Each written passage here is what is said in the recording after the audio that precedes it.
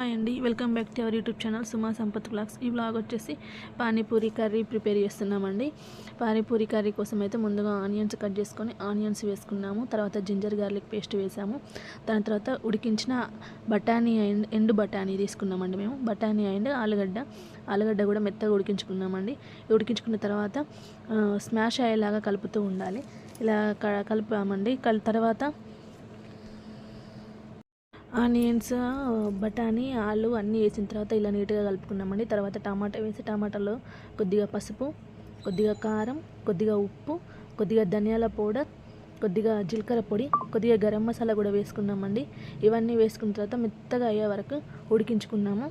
దాని తర్వాత మనకు ఆల్రెడీ దొరుకుతున్నాయి కదండి వేయించిన పానీపూరీలు, అదే గప్చుప్పుల టైప్ దొరుకుతున్నాయి కదండి.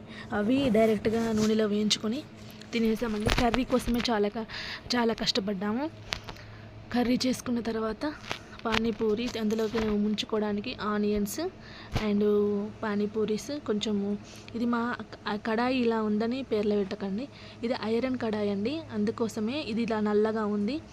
దాంట్లో పూరీలు ఇలా వేసాము. ఇలా వేసిన వెంటనే ఇలా అయ్యాయండి. చూడండి ఎన్ని చేసాము. గరికపాటి గారు చెప్పినప్పటి నుంచి నాకు పానీపూరి అంటే అసహ్యం వేసింది. అందుకనే ఇంట్లోనే ప్రిపేర్ చేశాను, మా పాప అడిగిందనేసి.